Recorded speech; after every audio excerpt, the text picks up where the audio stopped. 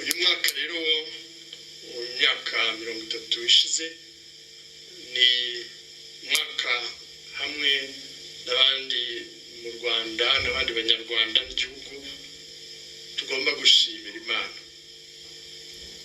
Abanyamateka basubiza inyuma bagasesengura batwereka ko bwa mbere muri aya mateka mabi y'u Rwanda tumaze imyaka 30 nta muntu uhunga, nta muntu wicwa, nta muntu usengerwa, nta muntu ubundabunda, ku buryo ari umwaka dufite ikintu gikomeye twibukaho kandi dushimira Imana. Nta batindiye rero ndagira ngo bamenyeshe ko ni muri urwo rwego ubu ngubu twatangiye ikigo cy'ubushakashatsi hariya Nyamata kugira ngo turusheho no kuzirikana ku buryo bwimbitse, kuko ibikorwa nk'ibi bagiye twumva bibi bya jenoside bikorwa n'abakristu ndetse n'abihaye Imana barimo n'abapadiri, kwibaza n'abandi hanze barabitubaza bati bishoboka bite kugira ngo umukristu wihaye Imana umusaseridoti agere hariya. Natwe ni ikintu twibaza, turi mu gukora ubushakashatsi kugira ngo turebe ukwemera kwacu cyo kutwigisha, ndetse naho n'umukristu aba yashobora kugera ahantu avuga ati biriya uriya muntu avuga ni padiri wihaye Imana ariko ndumva bihabanye n'ivanjiri, ku buryo nawe yavuga ati padiri cyangwa se wihaye Imana ntabwo ari byo. Aha rero ni naho mbera ko hari imvugo ziri hanze, ndetse ukabona n'umuntu aranavuga yemye ko ari padiri ariko ukumva arigisha urwango, arigisha amacakubiri bijyane n'umurongo wa ngengabitekerezo ya jenoside yaduhekuye aka kageni. Avuga rero ngo abakristu yeguriye Imana abasaseridoti kujya dushungura n'iyo umuntu yaba yiha izina rya padiri cyangwa se ry'uyeguriye Imana, mu gihe ibyo avuga bihabanye n'ivanjiri y'urukundo n'ubuvandimwe, ko twajya tumenya gushishoza tukamenya ko hari Bikira Mariya Kibeho yarabitubwiye ngo mwitonde ubuhakanyi buzaza mu buryo bwiyoberanyije. Iyo umuntu yigisha urwango, iyo umuntu acamo abantu ibice bishingiye ku moko kandi avuga ko ari umukristu, ari uwiyeguriye Imana, ari padiri, ntabwo tugomba kumutega amatwi. Ni bwa buhakanyi bwiyoberanya buza mu izina rya kiliziya cyangwa se mu izina ry'iyo titre aba afite. Mais cela nous ramène toujours au Rwanda et à l'histoire de la région des Grands Lacs. Aujourd'hui, nous parlerons plutôt d'une déclaration faite par le cardinal Antoine Kambanda du Rwanda, le premier cardinal rwandais d'ailleurs dans toute l'histoire de notre pays. Et il y a 2 jours, il a fait une déclaration quelques jours seulement, 2 jours seulement avant l'interview du président Paul Kagame à Paris, à France 24. On a l'impression que c'était coordonné, que les déclarations des 2 personnalités étaient plus ou moins coordonnées, comme si l'un avait donné à l'autre des instructions pour parler dans le sens que l'autre allait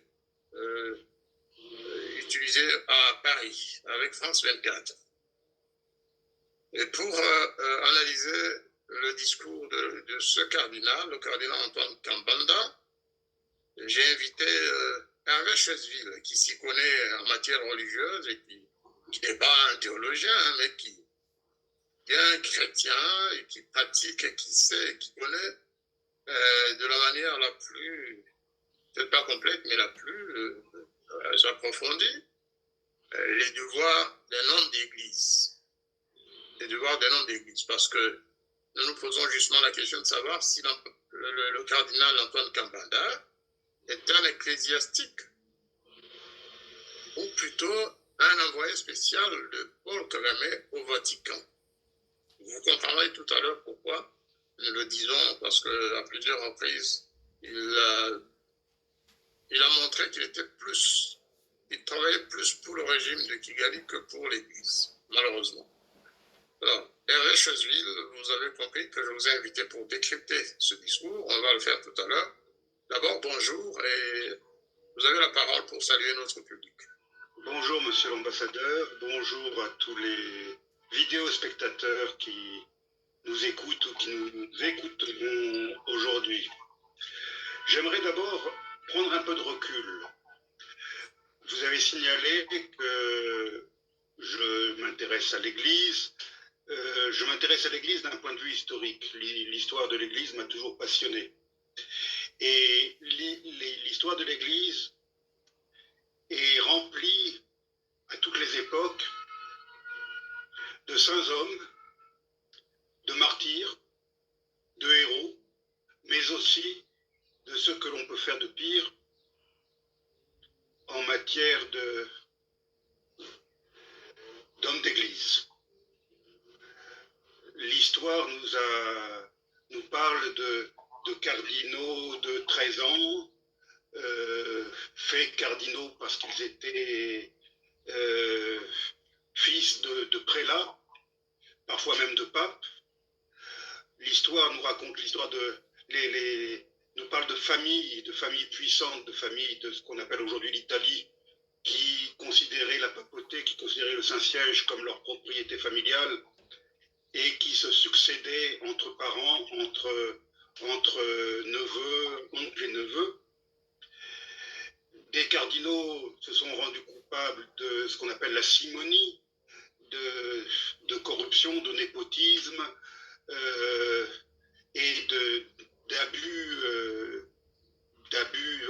d'atteinte à la morale, disons. Mais parallèlement, comme je l'ai dit au début de mon propos, il y a eu dans l'Église des cardinaux tout à fait exceptionnels. Je pense au cardinal Lavigerie, par exemple, le fondateur des Pères Blancs, les missionnaires d'Afrique, et à d'autres. Le pape François, le pape actuel, qui est sur le trône de Saint-Pierre depuis 2013,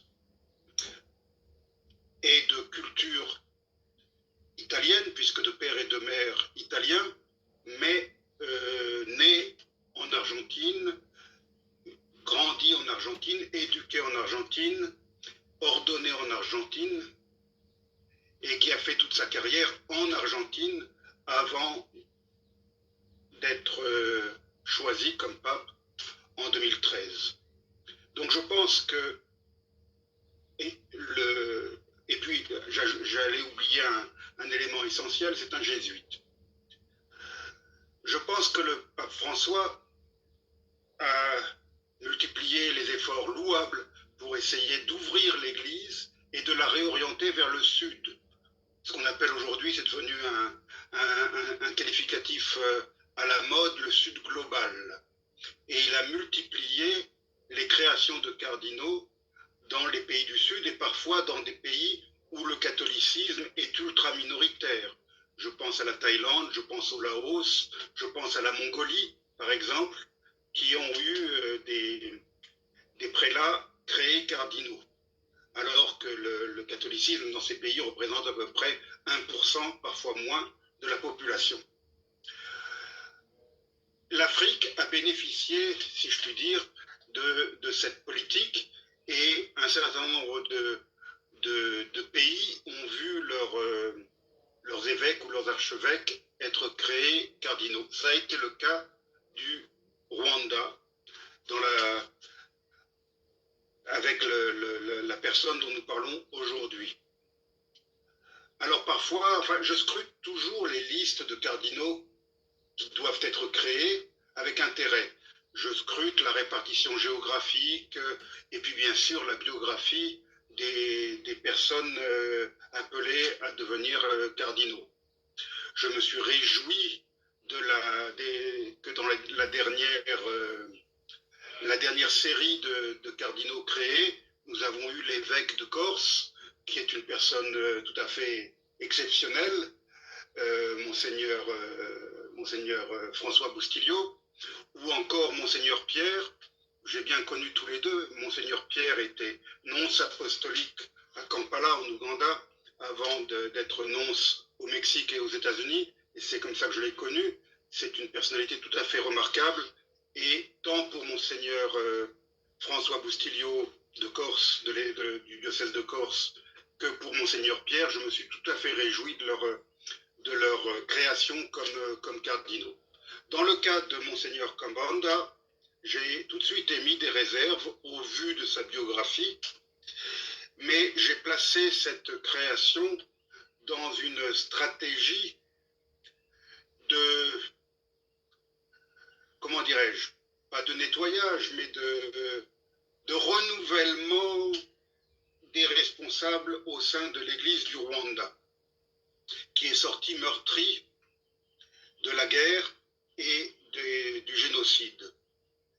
Je rappelle toujours le souvenir du prédécesseur de Monseigneur Kambanda, l'archevêque de Kigali, et des autres évêques et religieux qui furent massacrés alors qu'ils étaient auprès des déplacés essentiellement Tutsis dont ils s'occupaient, et qui furent massacrés sommairement après avoir été rassemblés dans le réfectoire d'un séminaire. Ces prélats rwandais n'ont pas de tombe, n'ont pas de mausolée. L'archevêque de Kigali, qui normalement devrait avoir sa tombe à l'intérieur, ou à proximité en tout cas, de la cathédrale de Kigali, à ma connaissance, repose toujours dans un charnier, dans une tombe collective. Je trouve ça tout à fait indigne. Ils ont été abattus, massacrés par l'armée de Kagame. Par l'armée de Kagame, tout à fait, et tout à fait sommairement. Et je ne pense pas que l'initiative de les massacrer après les avoir arrêtés et rassemblés dans un réfectoire venait d'un soldat isolé comme on a voulu le faire croire. C'était un acte délibéré et certainement mûrement réfléchi. Un acte de vengeance, je dirais, parce qu'il avait été reproché à la précédente hiérarchie de l'Église catholique du Rwanda d'être trop proche du régime précédent, en particulier du régime du président Habyarimana. On a souvent accusé, et c'est facile d'accuser les morts, le précédent archevêque de Kigali d'avoir été membre du comité central du MRND, l'ancien parti unique du président Habyarimana.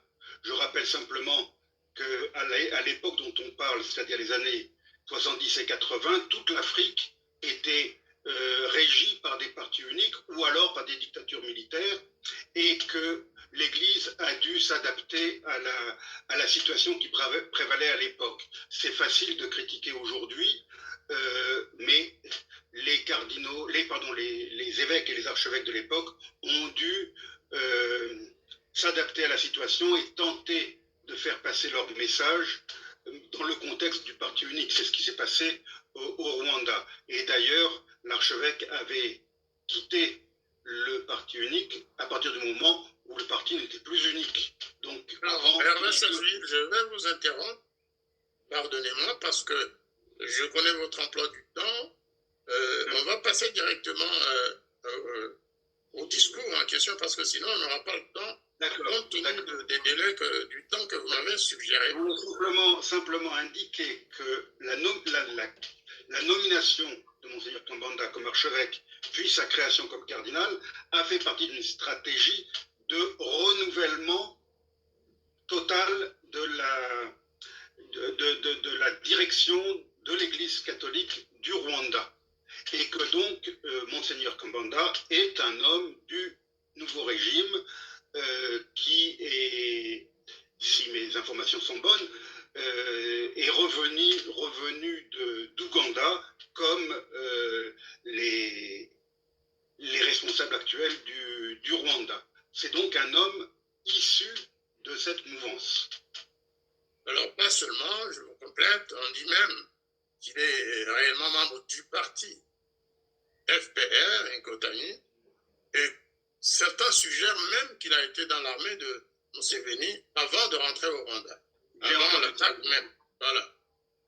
C'est ce que suggèrent certains de ses proches qui l'ont connu avant 90 et pendant qu'il était au séminaire au Rwanda. Enfin, il a été ordonné prêtre donc en 1900. Alors, il a été ordonné prêtre, si mes souvenirs sont bons, par le pape, tiens, le pape Jean-Paul II, lors de sa visite en 90. C'est lui-même qui l'a ordonné prêtre. Comment ça s'est arrangé? On ne sait pas. C'était peut-être un séminariste modèle.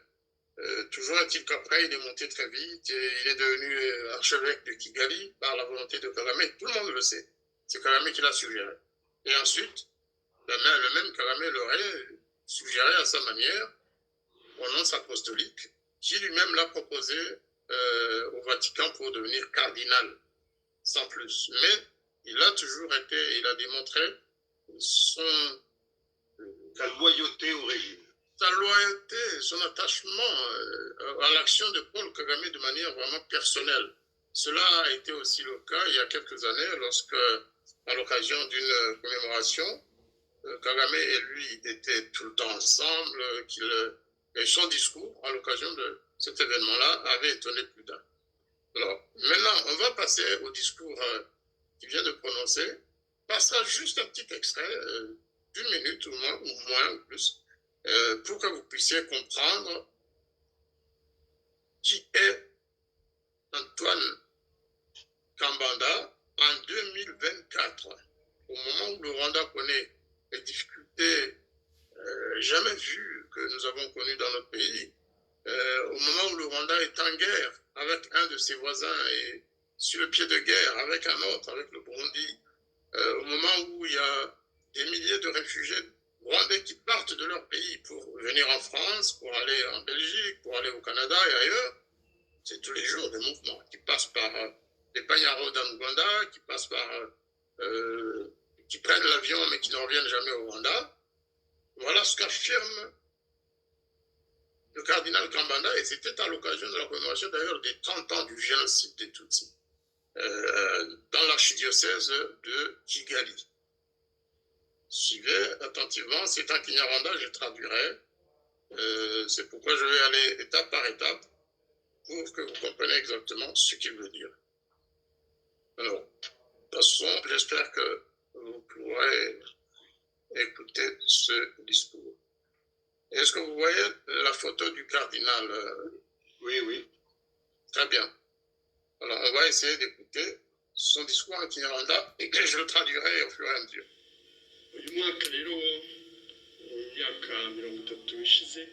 Alors, il dit, cette année-ci, au cours des 30 dernières années qui viennent de s'écouler,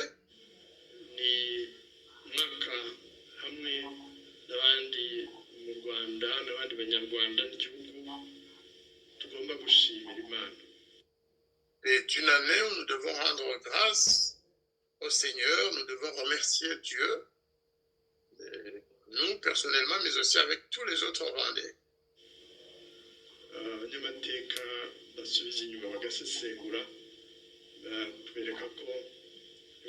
Alors les historiens qui analysent la situation actuelle et qui aussi observent et décryptent le passé, l'histoire du passé, nous informent, nous disent que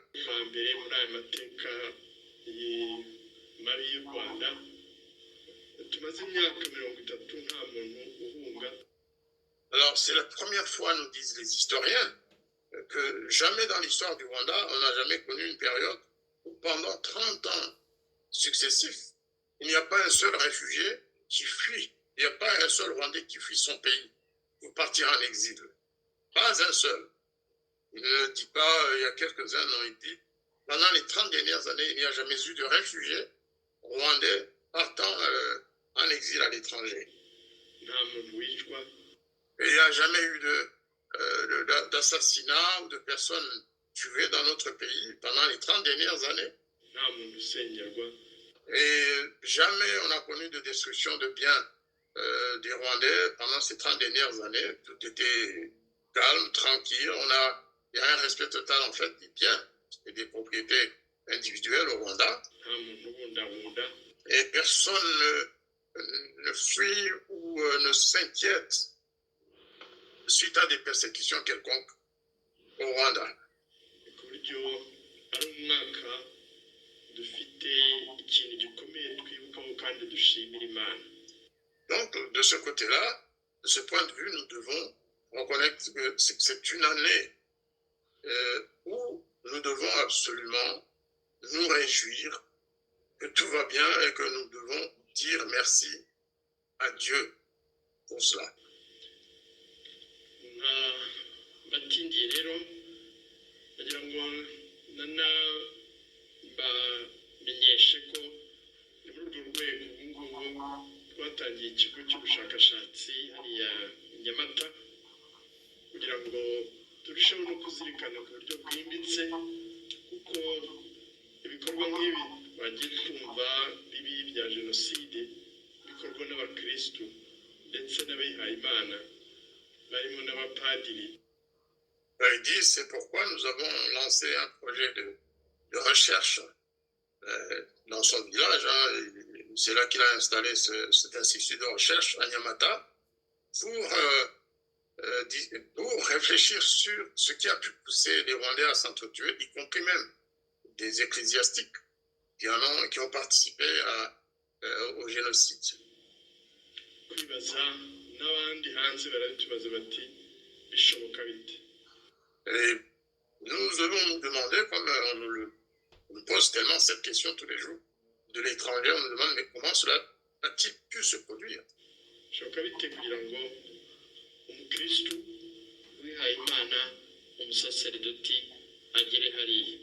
Comment a-t-il pu être possible qu'un chrétien, un ecclésiastique tout simplement, a pu participer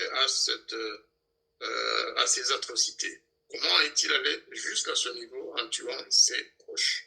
natwe ni ikintu twibaza turi mu gukora ubushakashatsi kugira ngo Donc nous nous posons cette question et nous continuons les recherches pour savoir exactement ce qui a pu se passer éventuellement pour éviter d'aller plus loin. Alors nous allons peut-être mettre fin à cette courte vidéo.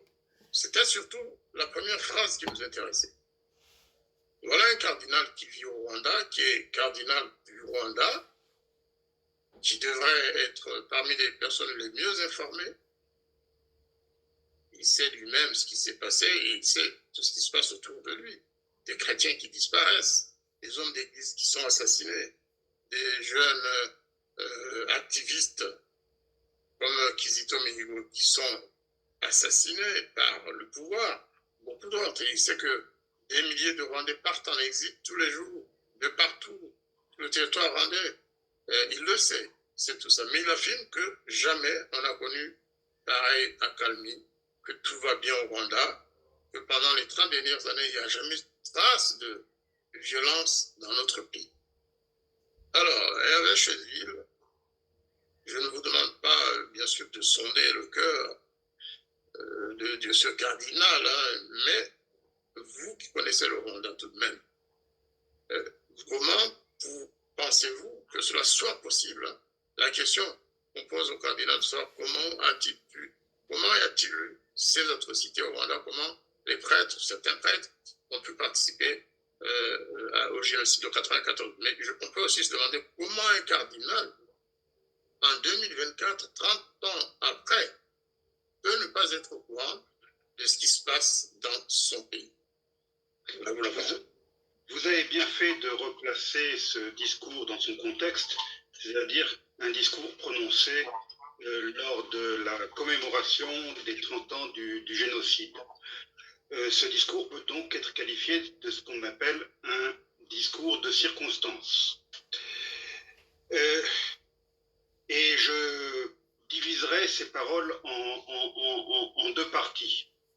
Il y a la partie où on ne peut qu'être d'accord avec lui, c'est-à-dire s'interroger sur comment des êtres humains et a fortiori des religieux peuvent en arriver à des extrémités telles que de massacrer leurs voisins ou de massacrer autrui ou de massacrer des amis pour des questions d'origine.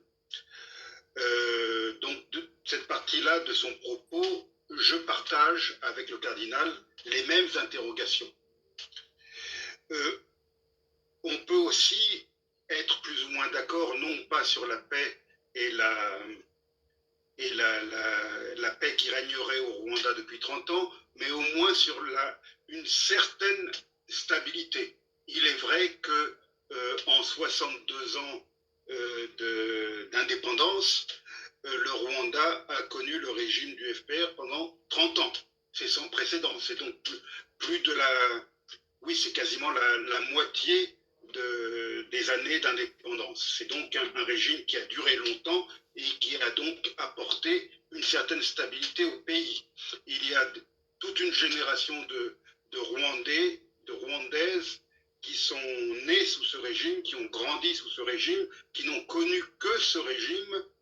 Et donc, oui, c'est un environnement relativement stable. Maintenant, et c'est là que je deviens très critique à l'égard des propos du cardinal, je m'interroge comme vous pour savoir si le cardinal parle du même pays que celui que vous et moi connaissons. Pour ma part, qui ne suis pas resté très longtemps au Rwanda, mais il m'a fallu très peu de temps pour savoir que l'on massacrait allègrement, si je puis dire, dans le nord du pays, c'était en 98, que des villages entiers ont subi des massacres de la part de l'armée du régime. Comme vous l'avez rappelé, on ne compte plus le nombre en particulier de religieux, qui ont été supprimés, qui ont été assassinés, dont la mort n'a jamais été éclaircie, ou alors si, elle est éclaircie pour vous et moi, mais le régime n'a jamais reconnu être à l'origine de ces morts. Je pense à ce prêtre croate assassiné dans la rue, je pense au père Simard, au père Pinard, l'un des deux a été assassiné alors qu'il célébrait la messe. Et je pense bien sûr, comme vous l'avez dit, à Kizito Mihigo, qui était vous l'avez qualifié d'activiste, et je voudrais compléter en ajoutant un autre adjectif, activiste chrétien, activiste catholique. C'était un jeune homme qui a beaucoup fait pour l'Église, qui a composé un grand nombre de chants à connotation religieuse. C'était un organiste. Il était très proche de l'Église catholique du Rwanda. Il a grandi dans l'Église catholique, je dirais. Et malgré tout, il a fini assassiné dans une lugubre cellule de Kigali. Donc oui, Monseigneur Kambanda vit-il dans le pays dont nous parlons aujourd'hui? Lui arrive-t-il de sortir de son palais épiscopal? De quelle paix parle-t-il? Une paix où on envoie des jeunes Rwandais mourir de l'autre côté de la frontière pour une cause qui n'est pas la leur, et qu'on enterre ensuite en catimini lorsqu'on rapatrie les corps, si on les rapatrie. Un pays où, en dehors du palais épiscopal de son éminence et en dehors des belles avenues bien propres de Kigali, un pays où on a faim, où les enfants souffrent, et pas seulement les enfants, souffrent de malnutrition. Est-ce ce pays-là dont on peut vanter la paix et aussi le fait qu'ils disent que le Rwanda est un des seuls pays au monde d'où les gens ne fuient pas, où il n'y a pas de réfugiés qui fuient le pays. Mais de qui se moque-t-on? De qui se moque-t-il, le cardinal? Je reviens, il y a peu, j'étais en Belgique, pays dont vous avez mentionné le nom. J'étais en Belgique, J'ai rencontré beaucoup de Rwandais là-bas et j'ai appris, je ne le savais pas, moi j'étais dans mon île de Corse où il n'y a pas beaucoup de Rwandais, mais j'ai appris qu'en Belgique, et vous m'avez dit vous-même qu'en France, en France continentale du moins, c'était la même chose, il y a un grand nombre de réfugiés ou de demandeurs d'asile en provenance du Rwanda qui tentent d'obtenir l'asile politique. Et ils sont, bon, je ne veux pas rentrer dans les détails ethniques, mais ils sont, comment dirais-je, ils ne sont pas originaires, ils n'ont pas pour origine, ils n'ont pas une origine unique, ces réfugiés qui viennent demander l'asile en France. Donc, aucune communauté n'est épargnée au Rwanda, aucune communauté n'est à l'abri. Il est faux de dire que l'on peut vivre dans la sécurité au Rwanda. Non, au Rwanda, on vit sous la menace de l'arbitraire. On peut disparaître du jour au lendemain. Je pense à cette mère de famille dont vous nous rappellerez le nom, je crois qu'elle s'appelle Yvonne, de son nom chrétien, qui est toujours en prison jusqu'à ce jour, pour avoir dit ce qu'elle pensait justement de cette situation de faim, de cette situation de pauvreté. Elle a eu son grand tort a été de le dire sur YouTube. Et c'était il y a combien? Il y a 4 ans. Et elle est toujours en prison jusqu'à ce jour. Donc, que l'on soit petit ou grand, que l'on soit faible ou fort, que l'on soit du groupe ethnique, entre guillemets, j'ai beaucoup de mal à utiliser ce terme, majoritaire, ou du groupe ethnique minoritaire, nul n'est à l'abri. Même les Rwandais qui ont trouvé refuge à l'extérieur ne sont pas à l'abri. Rwanda Classified, cette enquête journalistique récente, a confirmé, je ne dirais pas révélé, parce que pour nous, ce n'était pas une révélation, a confirmé que des Rwandais, et pas seulement des Rwandais, ont eu à subir l'ire du régime, même à des milliers de kilomètres de Kigali. Et même, et surtout peut-être d'ailleurs, parce que je crois que Paul Kagame a une plus grande haine à l'égard de ses frères, de son propre mouvement qui ont fait défection qu'à l'égard de ceux qu'il ne connaît pas. Et je pense à ce chef des services secrets que l'on a retrouvé assassiné dans une chambre d'hôtel à Johannesburg.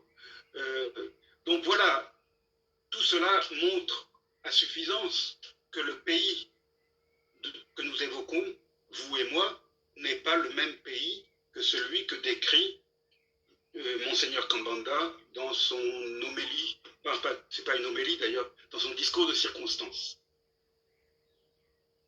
Alors, la dame en question, c'est Yvonne Idamaye. Tout à fait. Voilà, pour que les gens sachent exactement de qui vous parlez.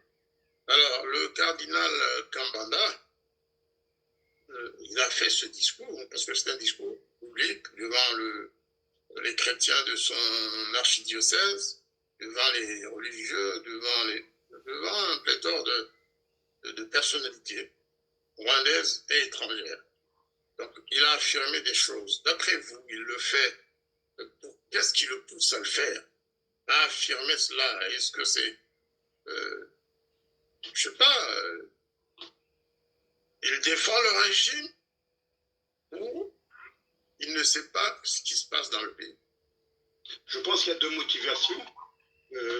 La première motivation, c'est de défendre le régime dont il est issu, bien sûr. Et la deuxième motivation, c'est sa propre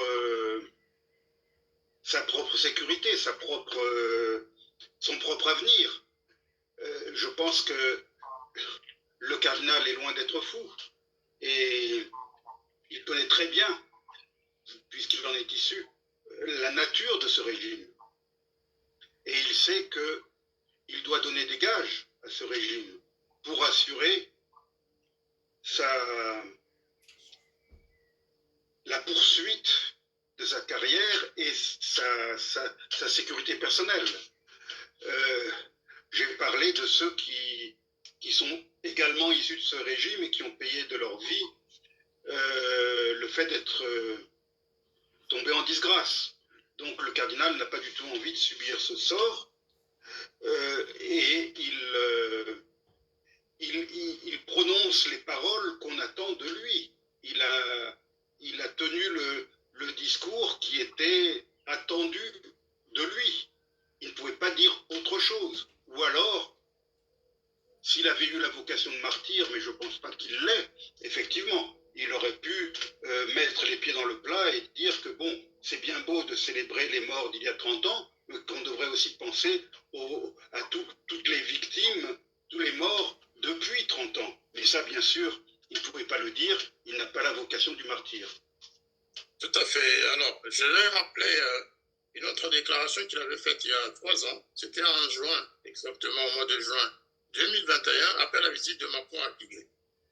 Il a donné une interview au journal La Croix, qui est d'obédience catholique. C'est connu. Alors, le journaliste lui demande, entre autres, parce qu'il a répondu à beaucoup d'autres questions, on lui dit « Jugez-vous que Paul Kagame est le plus grand criminel de la région des Grands Lacs ?» Et le cardinal Kambanda répond, c'est vrai que la question c'est une question directe. Il dit non, il a arrêté le génocide de lui et lui seul.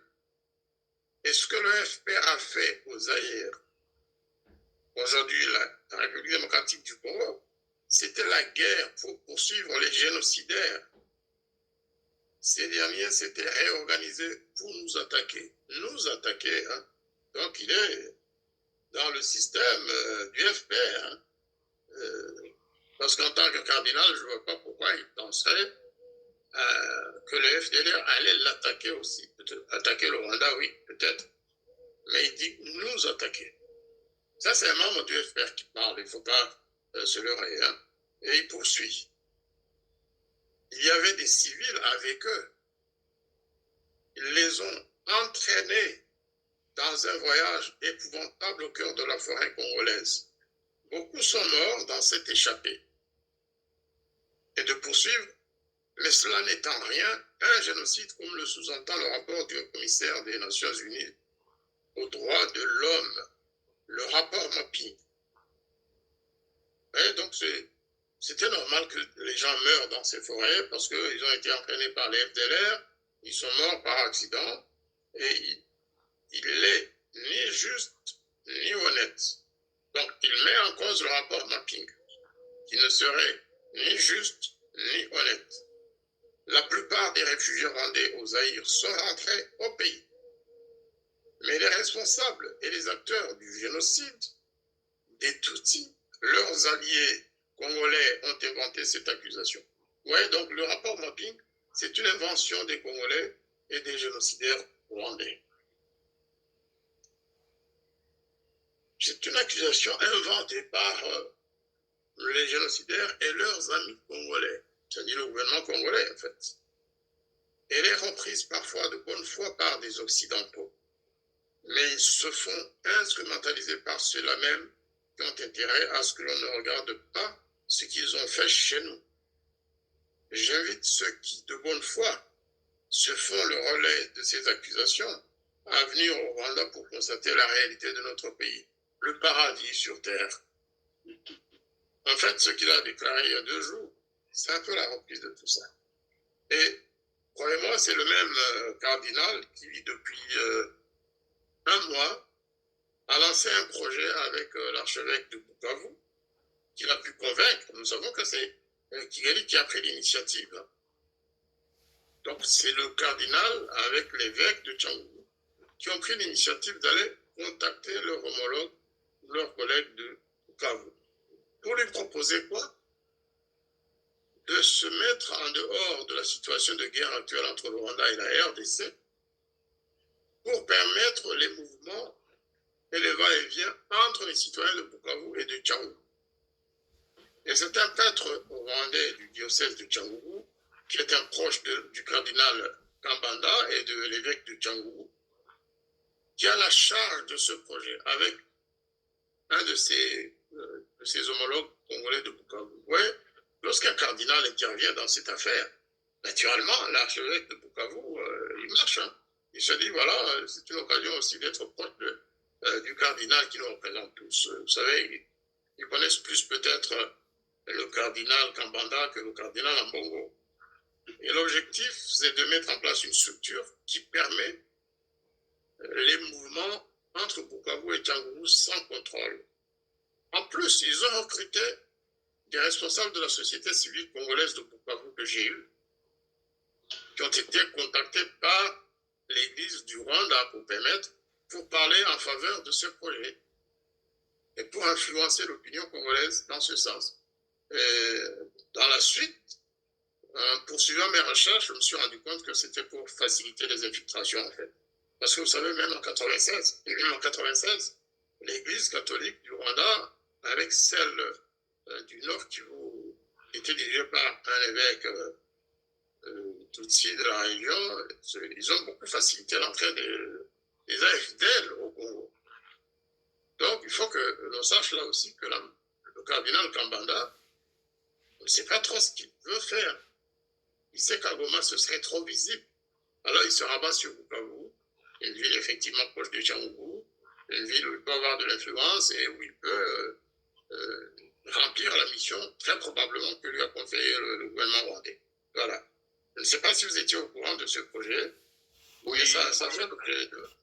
Dans un monde idéal, il est tout à fait souhaitable et même louable que les frontières soient ouvertes et que les gens puissent circuler.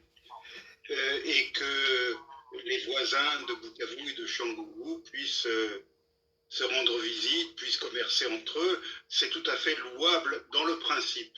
Mais il y a un grand mais, c'est la nature du régime de Kigali et l'agenda, les ambitions de ce régime dans l'est du Congo.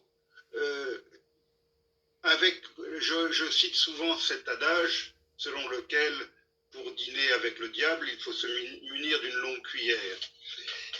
Et bien sûr, lorsque l'on dialogue avec des officiels rwandais, qu'ils soient des officiels du gouvernement ou des officiels de l'Église, il faut bien sûr faire attention, être très prudent.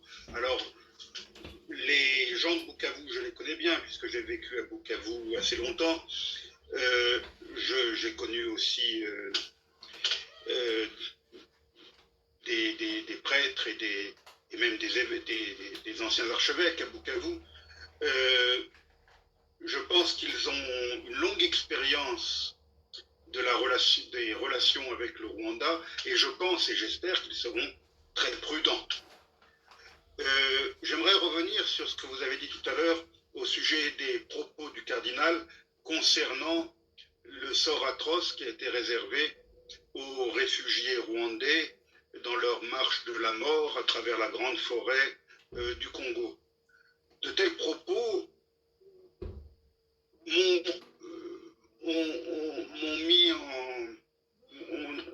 m'ont rappelé les propos tenus par un évêque du Moyen-Âge qui dirigeait la croisade contre ce qu'on appelait les albigeois, c'est-à-dire contre les Cathares, et qui, alors que la ville d'Albi, je crois, ou de Béziers peut-être, je ne me souviens plus exactement, était assiégée et était en train de tomber, les chefs militaires de l'opération ont demandé à cet évêque ce qu'il convenait de faire de la population qui se trouvait à l'intérieur des murs de la ville.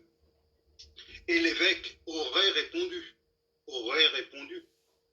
tuez-les tous, Dieu reconnaîtra les siens.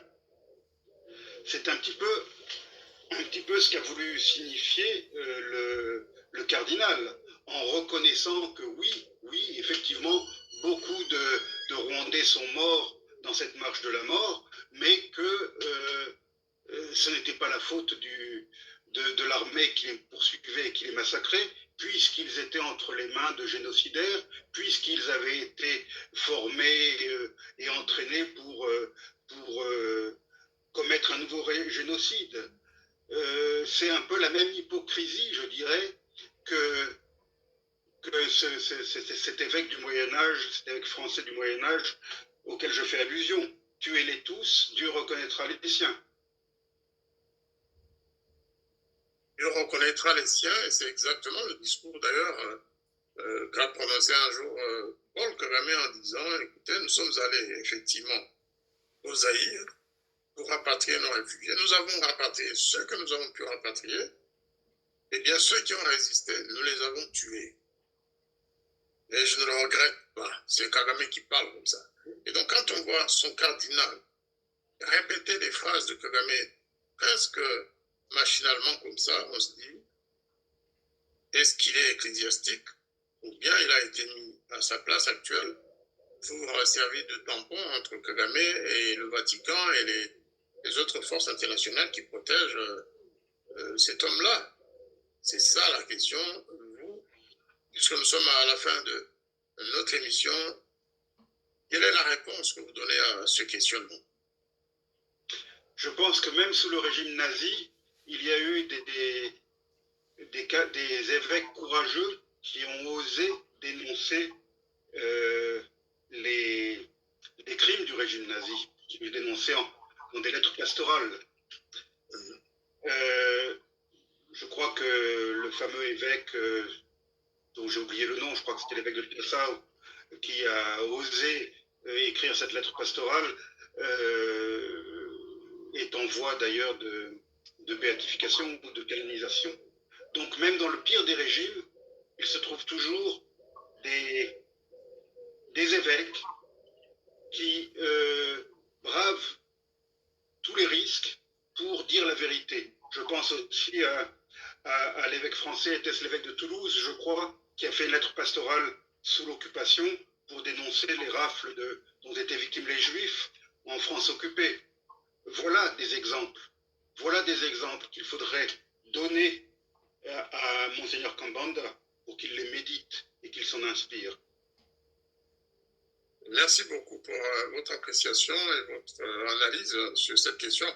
Nous devons effectivement le dire, nous devons signaler le caractère partisan de Kambanda, qui est conseiller de Paul Kagame, c'est connu, c'est officiel. En même temps, il est son conseiller spirituel. Hein. Ça aussi, si Kagame respecte encore ses devoirs de chrétien, je ne sais pas. Mais en tout cas, Kambanda, lui, il agit comme tel, il est conseiller politique de Paul Kagame. Certains ont fait des allusions. Moi, je préfère ne pas y croire en disant que le colonel, que le cardinal Kambanda serait un colonel de l'armée de Kagame. Que pendant sa jeunesse, lorsqu'il était en Ouganda et lorsqu'ils ont commencé à s'organiser et à faire la guerre, Kambanda serait passé par l'armée et qu'il aurait, à l'époque, eu le grade de major. Vrai ou faux, je ne sais pas. Et en tout cas, il se comporte. Voilà, c'est pas impossible, il se comporte comme un membre. En Union soviétique, il y avait des évêques orthodoxes qui étaient des agents du KGB. Tout à fait. Même que l'actuel patriarche de Moscou est un ancien agent du KGB. Donc, dans les dictatures, tout est permis. Même des choses complètement invraisemblables peuvent se révéler être vraies. Donc, on ne prête qu'aux riches. Et il n'est pas du tout impossible que le cardinal Kambanda soit lui-même un ancien ou un actuel officier de Paul Kagame. Merci beaucoup pour avoir répondu à notre invitation. L'émission n'est pas longue aujourd'hui parce que vous avez d'autres obligations tout à l'heure. Donc on va mettre fin à cette émission. Nous sommes vraiment, on a même dépassé de 5 minutes sur le temps. C'est pas grave. Un dernier mot peut-être, c'est pour regretter les erreurs commises par le pape François, parce qu'après tout, la responsabilité de tout cela incombe au pape François.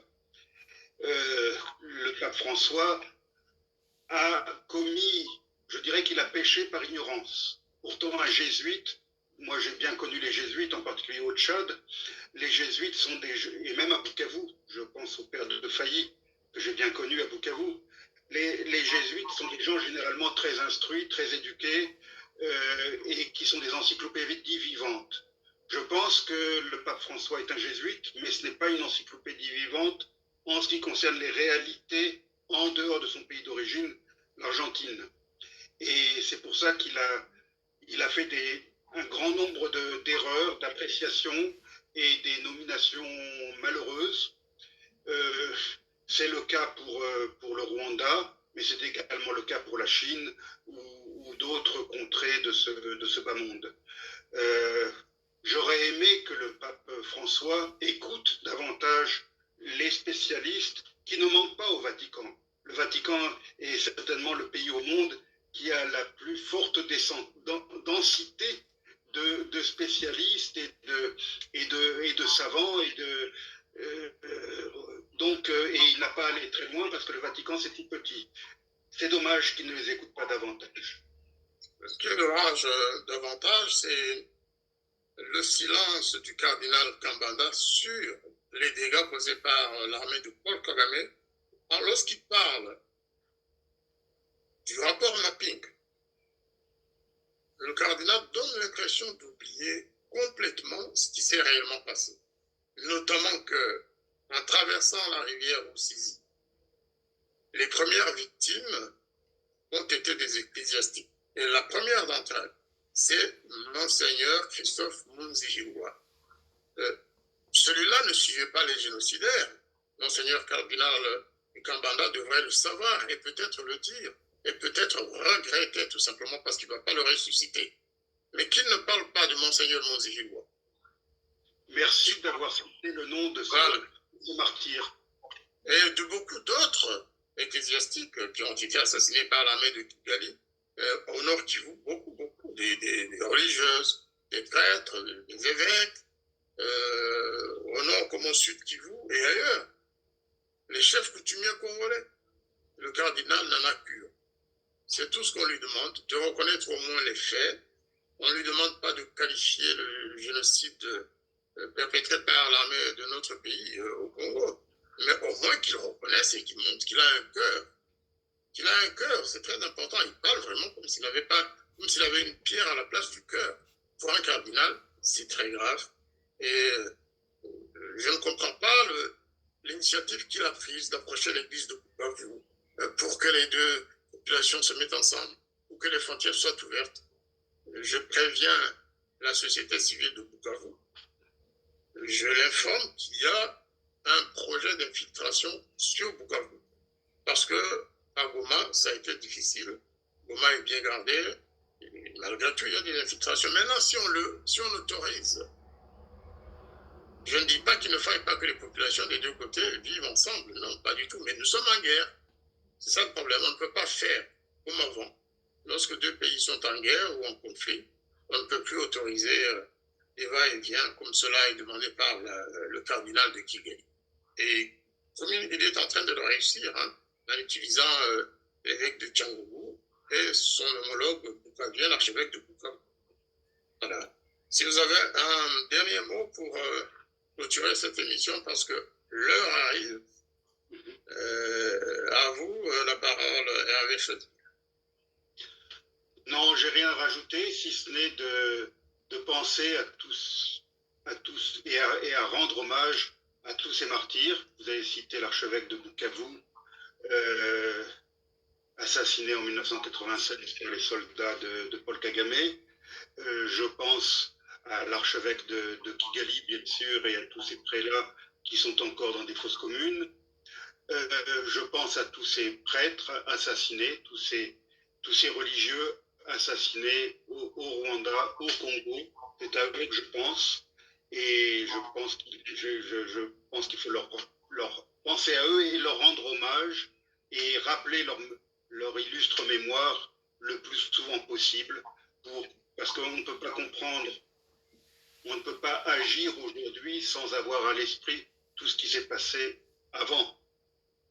Donc c'est à eux que je pense, et je salue le courage de tous ces religieux courageux, tant au Rwanda qu'au Congo, qui continuent à œuvrer envers et contre tout. Je dis souvent que dans les pires des situations que j'ai pu connaître au Congo, en Ituri en particulier, là où il n'y avait, et au Nord Kivu, là où il n'y avait plus de dispensaires, plus d'écoles, plus d'hôpitaux, les seuls qui existaient encore plus ou moins, c'était ceux qui étaient tenus par l'Église. Donc c'est à cette Église héroïque que je pense, et je voudrais par contre essayer d'oublier tous ceux qui ont sali le nom de l'Église Je pense à un certain évêque de Bounia. Je pense à un certain évêque que vous avez cité de Goma. Tout cela, je pense qu'il faut essayer de les oublier et de passer à autre chose. Je vous remercie et je salue tous ceux qui nous écoutent là-bas au Rwanda et au Congo, et en particulier dans cette ville de Bukavu que j'ai beaucoup aimée. Écoutez, on va mettre fin à l'émission. Merci beaucoup d'y avoir participé. Je pense que notre message sera entendu par le cardinal Kambanda. Peut-être que des motions ou des pétitions lui seront envoyées aussi pour lui rappeler quand même qu'il est prêtre, que c'est un homme d'église, que c'est un ecclésiastique, avant d'être le défenseur d'un régime criminel et génocidaire, avant de prendre parti pour les criminels en mettant les victimes du mauvais côté, en disant que c'était normal que les victimes soient tuées, qu'elles l'ont pratiquement cherché. Merci à tous ceux qui ont suivi notre émission et à très bientôt. Merci de m'avoir invité. Merci, merci.